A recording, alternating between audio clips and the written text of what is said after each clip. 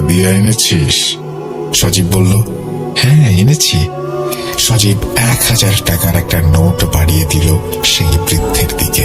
বৃদ্ধটি টাকাটি নিয়ে সেই পানির বোতলটি সজীবকে দিল। সজীব পানির বোতলটি পেয়ে খুব খুশি হলো, যেন সে আনন্দে আত্মহারা। সেই বৃদ্ধটি সজীবকে বলল, আর শোন, সূর্য ডোবার পর যে কোনো সময় বাড়ির চারপাশে এই পানি ছিটিয়ে দিয়ে আসবি। সজীব হাসতে হাসতে বলল, তাহলে কি কাজ হয়ে যাবে? বৃদ্ধ পুরুষটি বলল, না, সবে 50% হবে, আরো 50% বাকি। তখন সজীবের হাসি মুখটি কেমন যেন কালো আঁধার হয়ে গেল। সেই বৃদ্ধটি সজীবকে বলল, আগে প্রথম কাজটি শেষ কর, পরে বাকিটা। প্রথম কাজ শেষ হওয়ার 1 সপ্তাহ পর 3টি জিনিস নিয়ে আমার সাথে দেখা করবি। সজীব বলল, কি 3টি জিনিস? বৃদ্ধ বলল, তার ব্যবহার করা কাপড়ের টুকরো, তার 2-1টি চুল, আর সে খেয়েছে এমন কোনো খাবারের একটি টুকরো। যা করার 1 সপ্তাহের মধ্যেই করতে হবে, আর এই সপ্তাহের মধ্যে যদি না হয় তাহলে আর কখনো হবে না। সজীব বৃদ্ধ লোকটিকে লক্ষ্য করে বলল, যেভাবেই হোক আমি 1 সপ্তাহের মধ্যে সবকিছু নিয়ে আসব। তখন লোকটি বলল, আনতে পারলে ভালো। তোর এই বন্ধুটি অনেক চালাক চতুর, এত চালাক চতুর হওয়া ভালো না। এই বলে বৃদ্ধ লোকটি আমাদেরকে চলে যেতে বলল, আর বলল বাম পা দিয়ে বের হতে। সজীব বৃদ্ধ লোকটির কথা মেনে চলল, কিন্তু আমি মানতে পারিনি। আমি আর সজীব সাইকেল নিয়ে চললাম বাড়ির দিকে। আমার মনে তখন হাজারো প্রশ্ন উঁকি দিচ্ছে। কৌতূহল বশত আমি সজীবকে কিছু প্রশ্ন করলাম, কে সজীব, এই বৃদ্ধ কি কোনো কবিরাজ বা ওঝা? আর সবকিছুতেই বাম হাত বাম পা এসব ব্যবহার করার কথা বলছে কেন? এ কেমন মানুষ রে ভাই? আর এই বৃদ্ধের সাথে তোর কি কাজ? সজীব একটু হাসি দিয়ে আমাকে বলল, বন্ধু একটু থাম, আমি জানি তোর মনে অনেক প্রশ্ন, আমি তোকে সব বলবো। আমার বেস্ট ফ্রেন্ড বলে কথা। শোন, আমার পরিবারের বিপদ, তাই বাবা আমাকে এখানে পাঠিয়েছেন। এই কথা তুই কাউকে বলবি না, কি তোর বাবাকে কি তোর মাকেও না। আচ্ছা ঠিক আছে, কিন্তু বৃদ্ধ লোকটি যে তোর কাছে চুল, কাপড়, খাবারের টুকরো চাইলো, এগুলো কি জন্য? সজীব তোতলাতে তোতলাতে বলল, এইগুলো এমনি, আমি এত কিছু জানি না। আমি আর সজীবকে আর কিছু বলিনি। তখনও আমার মনে অনেক প্রশ্ন উঁকি দিচ্ছিল। যাই হোক, আমাদের বাড়ির সামনে আমরা চলে এসেছি। সজীব আমাকে সাইকেল দিয়ে আমাকে বলল, বন্ধু কাউকে কিছু বলিস না। আমি বললাম, আরে সমস্যা নেই, আমি কাউকে কিছু বলবো না। সেই বলে সজীব তার বাড়ির দিকে চলে গেল, আর আমি আমার বাড়ির দিকে চলে আসলাম। এভাবেই কেটে গেল প্রায় 6 থেকে 7 দিন। সেদিন ছিল শনিবার। আমি আর সজীব ক্লাসের কোচিং শেষ করে বাড়ি ফিরছিলাম। সজীব বলল, হাসান আজকে একটু বিলপাড়া যাওয়া লাগবে। আমি বললাম, আমি যাব না। সজীব নাছোড়বান্দা, আমাকে না নিয়ে সে যাবে না, অনেক কাকুতি মিনতি করলো। তারপর আমি রাজি হই সেখানে যাবার জন্য, কিন্তু আমি সজীবকে একটা শর্ত দিই যে আমি বাড়ির ভেতরে প্রবেশ করব না। সজীব বলল, আচ্ছা ঠিক আছে। সজীব আর আমি সাইকেল নিয়ে ছুটলাম সেই বিলপাড়া গ্রামের উদ্দেশ্যে। চারপাশে শুধু চাষের জমি আর চাষের জমি। চাষের জমির মাঝখান দিয়ে ছোট্ট একটা রাস্তা, সেই রাস্তা দিয়ে ছুটে চলেছে আমাদের সাইকেলটি। অনেকক্ষণ সাইকেল চালানোর পর আমরা গিয়ে পৌঁছালাম বিলপাড়া গ্রামের ওই বাড়িতে। বাড়ির সামনে আসার পর আমি সজীবকে বললাম, তুই বাড়ির ভেতরে যা, আমি তোর জন্য বাইরে অপেক্ষা করছি। সজীব বলল, আচ্ছা ঠিক আছে বলে বাড়ির ভেতরে প্রবেশ করলো। সজীব বাড়ির ভেতরে প্রবেশ করার পর আমি ভালো করে চারদিকটা দেখছিলাম। শ্রোতারা বিশ্বাস করবেন কিনা জানি না, এই আধুনিক যুগেও এই বাড়িটিতে কোনো আধুনিকতার বিন্দু মাত্র ছোঁয়া নেই, যেমন বিদ্যুৎ, টেলিভিশন ইত্যাদি।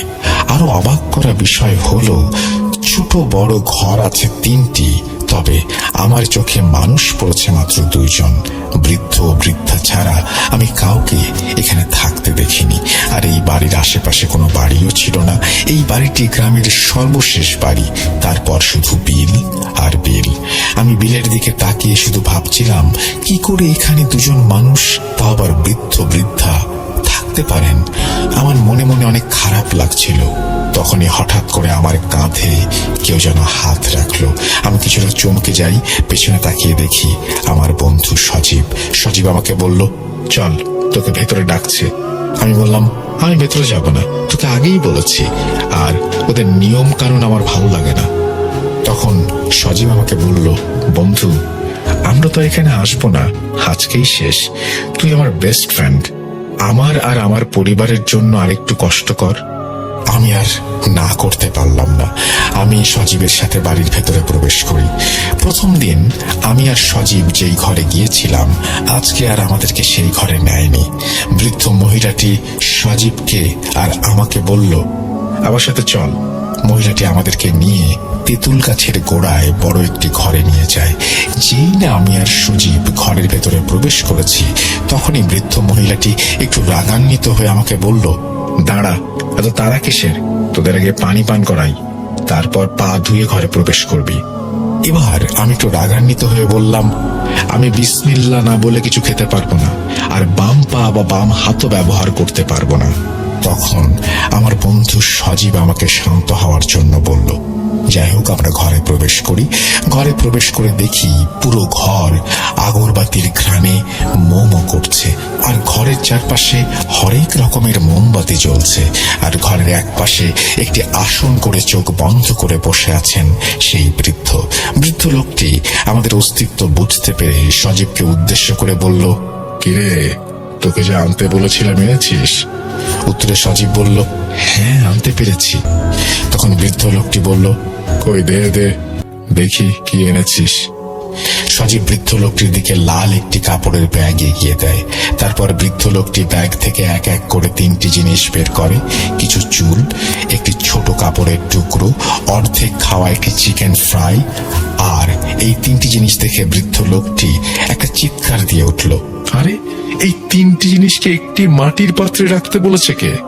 শোন, আমি একটা কাজ শেষ করে আসছি, আর একটা কথা, ঘরের বাইরে যাই হয়ে যাক না কেন, তোরা কেউ ঘর থেকে বের হবি না।